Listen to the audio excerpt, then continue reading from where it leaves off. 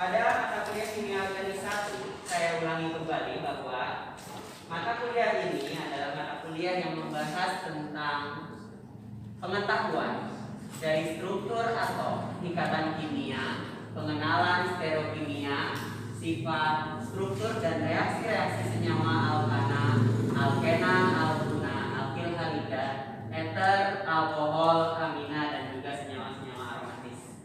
Ya, itu adalah mata kuliah deskripsi dari mata kuliah kimia organik 1. Adapun capaian yang harus kalian tempuh dari mata kuliah ini dan harus kalian dapatkan, pertama adalah sebagai bentuk perancangan sediaan farmasi melalui konsep teori sintesis senyawa bahan alam atau senyawa bahan obat baik dari sintesis. Ya. Kemudian yang kedua adalah pencampuran atau compounding dan produksi sediaan farmasi pada pengembangan bahan obat dari bahan alam dan atau sintesis. Ya. Jadi fungsi dari mempelajari kimia organik 1 ini sebagai dasar kalian menempuh mata kuliah dari di farmasi. Ya, karena mata kuliah kimia organik itu akan mendasari mata kuliah yang lain, khususnya baik tidak hanya di bahan alam tetapi juga di produksi, ya, yaitu teknologi sediaan farmasi. Itu untuk pembelajaran mata kuliahnya. Nah, kemudian setelah kalian lulus, diharapkan mahasiswa tersebut nantinya dapat mencapai pembelajaran dari lulusan. Antara lain ada 4 aspek. Ada pertama aspek sikap. Di aspek sikap ini kalian harus menunjukkan sikap bertanggung jawab atas pekerjaan di bidang keahliannya secara mandiri. Karena keahlian kalian ada farmasi, maka kalian harus bisa mempertanggungjawabkan keahlian kalian tersebut. Kemudian yang kedua adalah aspek pengetahuan. Di aspek pengetahuan, di pengetahuan yang nomor 1, kalian harus mampu memahami konsep teoritis dan metodologis ilmu-ilmu farmasi seperti ilmu dasar, ilmu biomedis, farmakologi, farmakoterapi, kimia medisinal, formulasi dan teknologi farmasi, analisis farmasetik, regulasi farmasi, farmasi klinis, farmasi sosial dan administrasi farmasi. Ya, itu yang harus kalian capai nanti pada saat kalian lulusan. Oleh sebab itulah kenapa kimia organik ini adalah ilmu dasar yang mendasari ilmu-ilmu yang ada di aspek pengetahuan ini. Kemudian capaian yang berikutnya adalah keterampilan umum. Pada keterampilan umum, kalian harus mampu menerapkan pemikiran logis, kritis, sistematis dan inovatif dalam konteks pengembangan dan implementasi ilmu pengetahuan dan teknologi yang memperhatikan dan menerapkan nilai humaniora yang sesuai dengan bidang keahliannya, yaitu bidang keahlian farmasi. Kemudian, nah ini adalah capaian khusus yang harus kalian dapat. Kenapa? Karena kalian bidangnya adalah farmasi, bidang khusus berbeda dengan lulusan yang lainnya. Di mana pertama kalian harus mampu mengidentifikasi kebutuhan dan merancang upaya preventif dan promotif untuk meningkatkan derajat kesehatan masyarakat. Oleh sebab itulah kenapa diajarkan kimia organik. Fungsinya adalah bagaimana kalian bisa merancang suatu obat, membuat suatu obat, agar dimana nanti kalian dapat meningkatkan derajat kesehatan dari masyarakat. Ya, kalian mampu membantu pemerintah untuk meningkatkan derajat dari masyarakat. Ya, derajat kesehatan khususnya. Nah, yang kedua adalah mampu mengaplikasikan prinsip penyiapan atau compounding sediaan farmasi sesuai pedoman. Jadi bagaimana kalian bisa membuat, mencampur, ya kan, dan juga meracik suatu obat tersebut berdasarkan ilmu yang sudah kalian pelajari. Khususnya di sini dasarnya adalah kimia organik, ya.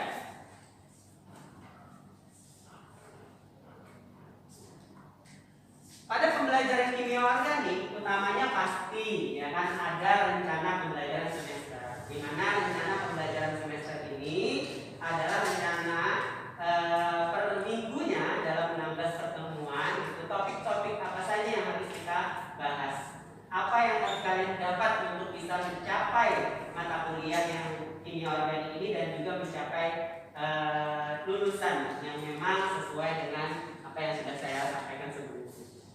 Di minggu pertama, ya, sebelumnya kita sudah mempelajari tentang bagaimana ruang lingkup dan hubungan mata kuliah kimia organik. ya dengan mata kuliah farmasi yang lain. Minggu kedua kita sudah masuk ke struktur kimia dan memahami sifat-sifat senyawa organik. Minggu ketiga kita masuk ke tata cara penamaan struktur dari golongan hidrokarbon yaitu alkana.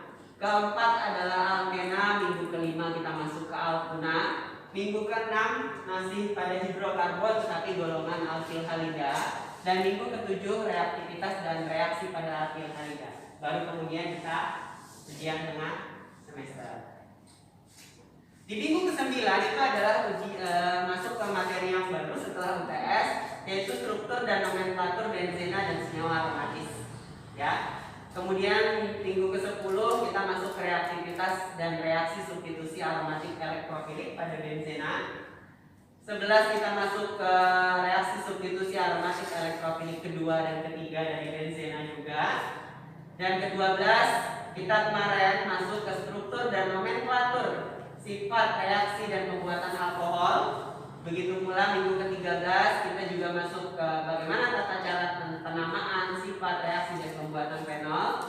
Dan minggu ke-14 yang akan kita laksanakan pada hari ini yaitu struktur, nomenklatur, sifat reaksi dan pembuatan ether dan epoksida.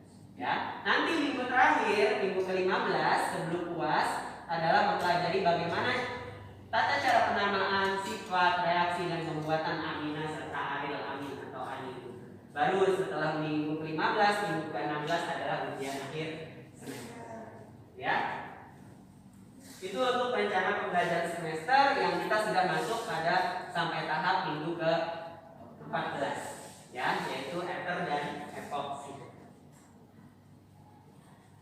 Seperti yang sudah saya sampaikan sebelumnya, untuk materi perkuliahan atau tata cara perkuliahan kita delivery-nya adalah melalui ceramah dan juga diskusi, tatap muka 1 kali 2 SKS, ya, di mana 1 SKS-nya adalah 50 menit tatap muka, baik secara daring yang pernah kita lakukan di awal pertemuan maupun secara luring, ya, yaitu tatap muka langsung seperti ini dengan cara tetap menerapkan protokol kesehatan. Kemudian seperti yang sudah saya sampaikan sebelumnya bahwa kita ada kuis, ya, di mana kuis ini sebelum perkuliahan dimulai dan juga tugas yang mana tugas ini diberikan setelah perkuliahan, ya, yang sudah pernah saya berikan juga sebelumnya dengan kalian, ya, di mana ada bobot terstruktur dan juga bobot mandiri dari tugas tersebut. Untuk bobot penilaiannya sendiri, ya, tugas dan kuis itu masuk persentase sebanyak 20%, ujian tengah semester itu 40%, dan ujian akhir semester itu 40%. Sehingga jika ditotal dalam penilaian kimia organik 1 itu penilaiannya 100% dengan pembagian bobot tersebut. Ya, seperti yang harus kalian ingat bahwasanya jika nilai pada 1 tes kemarin masih belum bisa memenuhi 40%, maka di UAS nanti akan ditingkatkan.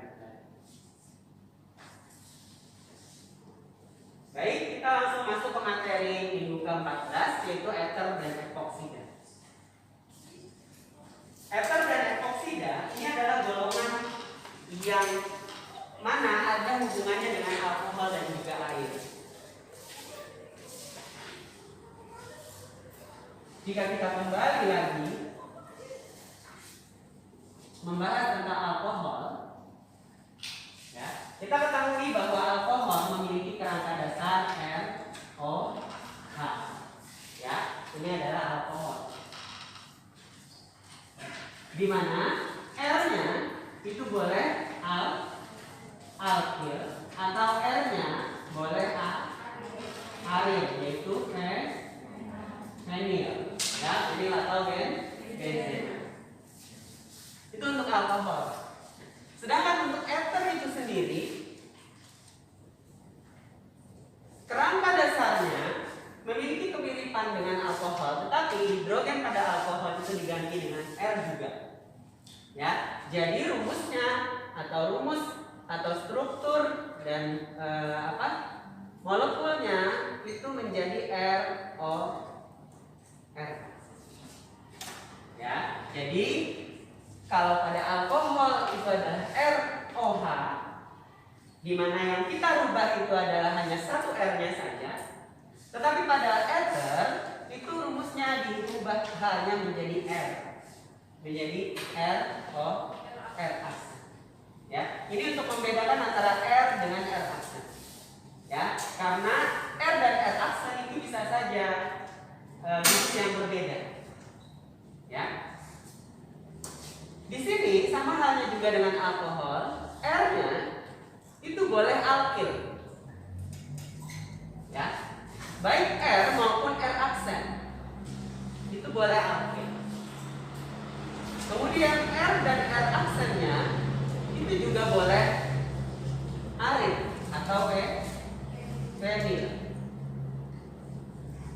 Jadi dia boleh baik aril maupun fenil. Tetapi R maupun R aksennya itu tidak boleh hidrogen. Karena kalau misalkan salah satu hidrogen, strukturnya akan kembali menjadi alkohol ataupun air. Ya, itu yang membedakan antara alkohol dan juga ether. Seperti yang kita lihat di papan dan di slide saya ya, bahwa ether seperti halnya alkohol, dia dapat dipandang sebagai turunan air, sama halnya alkohol, tetapi ether ini mengandung ikatan COC. Artinya karbon dan karbon satunya itu dipisahkan oleh atom oksigen. Ya. Dan R pada alkohol maupun ether itu dapat berupa alkil maupun air. Seperti yang sudah saya sampaikan. Akan tetapi di sini yang membedakan antara alkohol dan juga ether adalah pastinya tata namanya. Ya. Untuk tata nama dari ether sendiri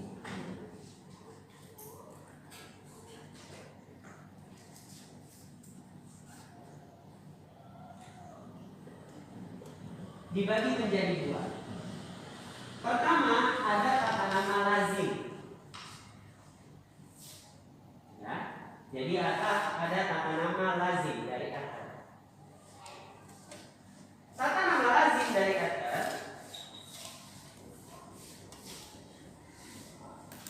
diberi nama umum dengan menyebutkan dua gugus alkil atau aril yang terikat pada atom oksigen yang memisahkan keduanya.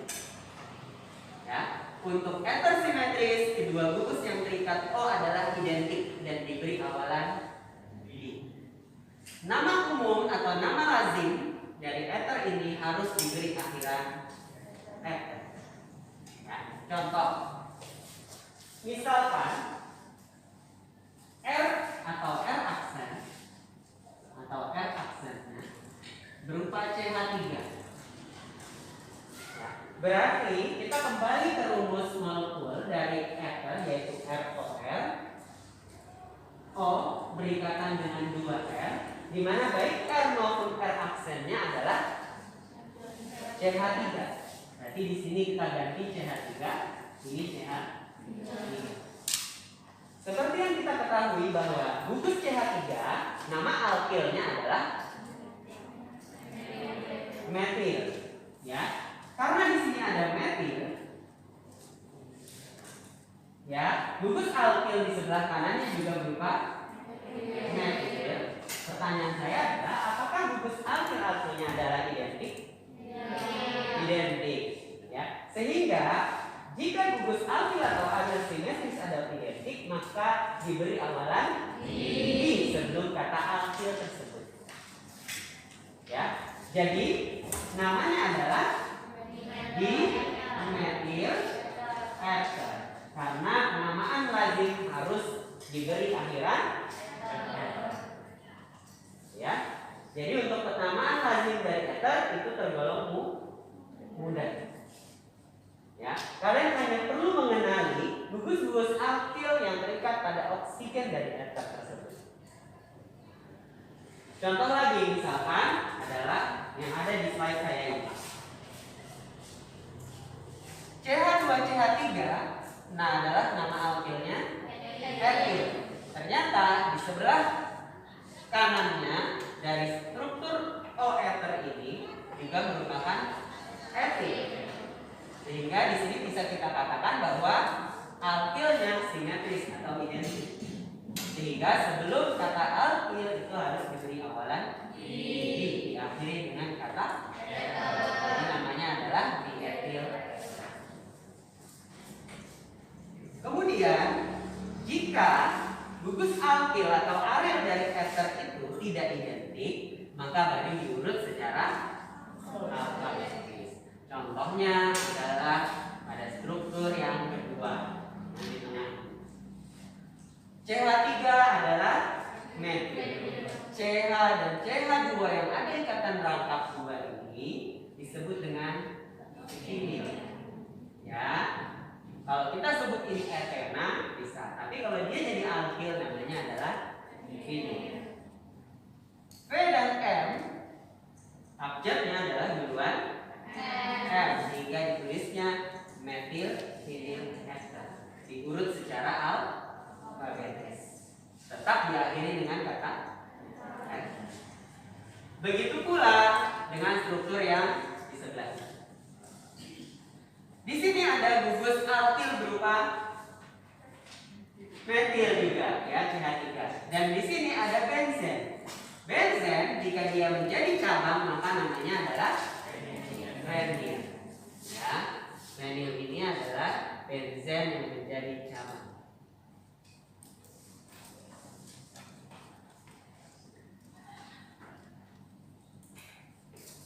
Fenil dan metil abjadnya duluan fenil, sehingga ditulisnya adalah fenil metil ester. Seperti di sini sudah saya jelaskan, tata nama ester mengikuti aturan alkana, di mana rantai utama diberi nama alkana. Ya, berarti kalian harus mengingat lagi tata nama alkana.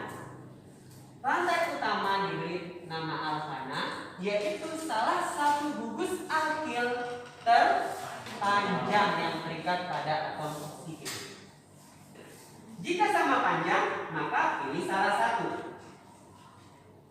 Kemudian gugus yang lain atau gugus satunya maka dianggap sebagai cabang dan diletakkan sebelum rantai utama alkana tersebut, yang mana diberi nama alkil atau fenil karena gugusnya masih berikatan dengan oksigen, maka jika disingkat adalah menjadi alkoksi atau fenoksi.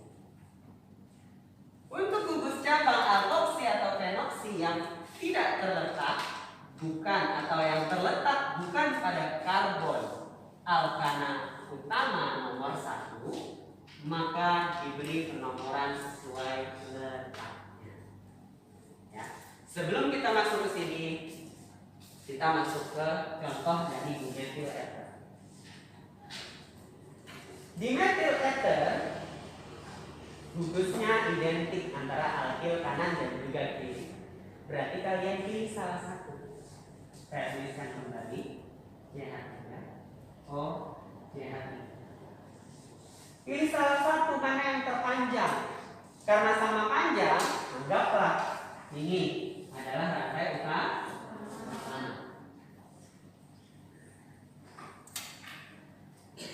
Rantai utama ini kita beri nama alkana.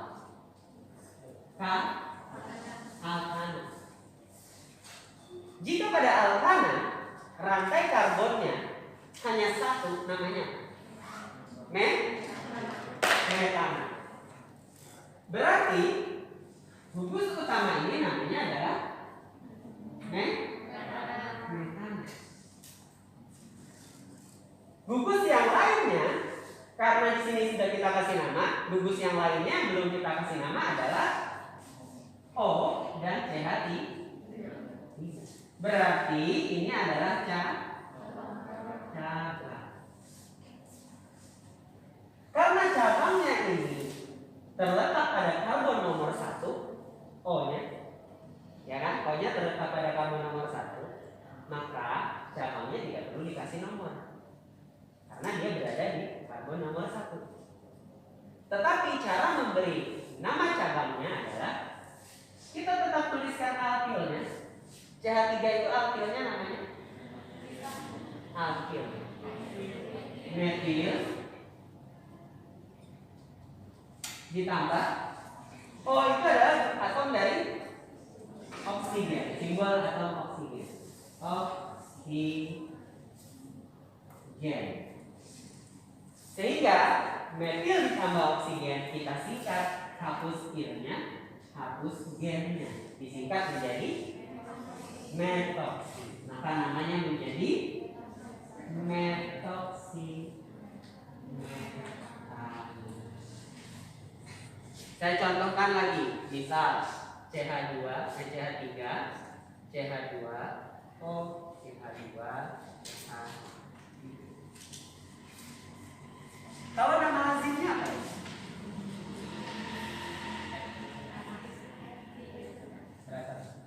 Di etil ester. Di etil ester. Berarti nama IUPAC-nya cari rantai karbon terpanjang, ya. Alkil-alkilnya identik atau tidak? Identik. Berarti pilih salah satu. Anggaplah ini adalah rantai utama. Rantai utamanya berapa jumlah karbonnya? Berapa? 2. Nah, ini rantai utama. Jadi nama alka. 2 karbon pada alkana namanya apa? Etana. Ya, betul. Etana. Berarti OCH2 CH3 ini adalah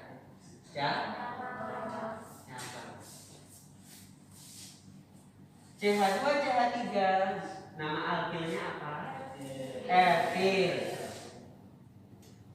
Kemudian ditambah dengan atom oksigen. Kita hapus il, kita hapus gen, disingkat menjadi etoksi. Sehingga namanya menjadi etoksi. Apakah perlu kita kasih nomor? Tidak, karena oksigen terletak pada karbon nomor 1. Silakan bagi yang bisa. Ya. Yang lain selain Rehan.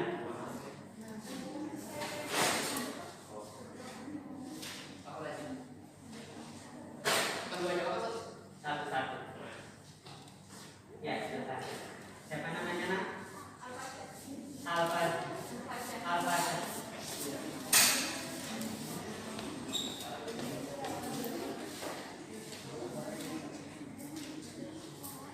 Di sini kalian bisa lihat ya, ada tata nama lazim dan juga ada tata nama ini.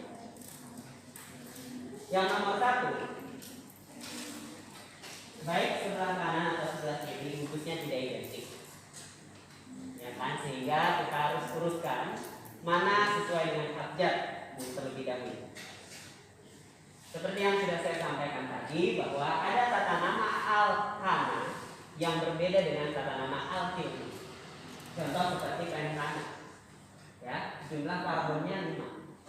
Berarti alkilnya namanya adalah amil. Ya, bukan seperti yang kalian bayangkan. Ya, itu untuk pengecualian. Ya, yang lain tetap sama. Ya, ananya diganti dengan il. Contohnya jumlah karbonnya 3, itu adalah propana. Ya, kalau alkilnya berarti kita ganti ananya jadi il menjadi propil. Ya, jadi untuk penamaannya sudah benar karena ini ada 5 karbon, alkilnya namanya adalah amil. Ini adalah 3 karbon, ya, namanya adalah propil.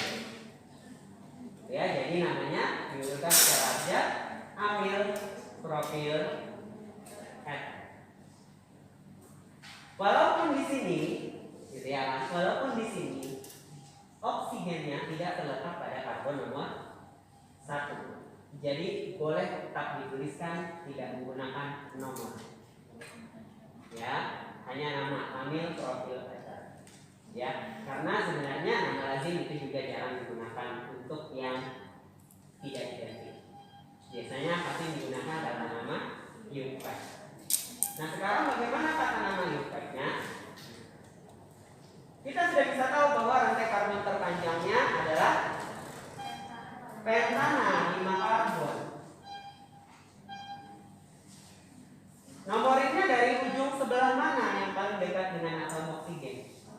Sama ya, karena dia simetris, jadi mau dari kanan atau dari bawah sama. 1, 2, 3, 4, 5. Berarti oksigen terletak pada karbon nomor 3. Ada rantai pentana yang diletakkan paling atas. Kita lihat oksigennya terikat cabang apa? Propil. Propil, kita hapus il-nya, kita tambah oksigen menjadi propoksi. Ya, jadi namanya menjadi 3 propoksi pentana. Ya, sudah benar. Untuk yang nomor 2, seperti halnya nomor 1 tadi, kita lihat apa jenis alkil ataupun arilnya. Di sebelah sini, sebelah kiri, jumlah karbonnya ada 4. Kalau pada alkana namanya butana. Kalau dia alkil, berarti ananya ganti il menjadi butil. Ya. Kalau benzen menjadi cabang, dia adalah B dan F duluan, B akhirnya, sehingga diurut menjadi butil, fenil.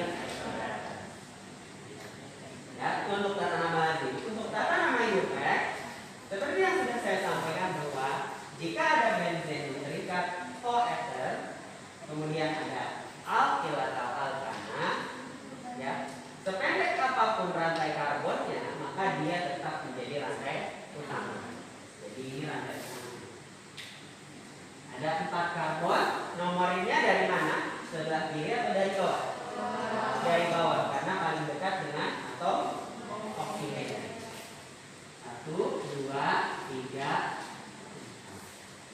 Ya, berarti rantai utamanya adalah butana. Cabangnya fenil berikatan dengan oksigen menjadi fenoksi dan terletak pada karbon nomor 2. Jadi namanya 2 fenoksi butana. Ya. Bisa dipahami?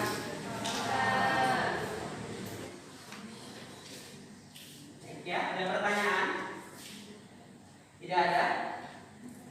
Bisa dipahami?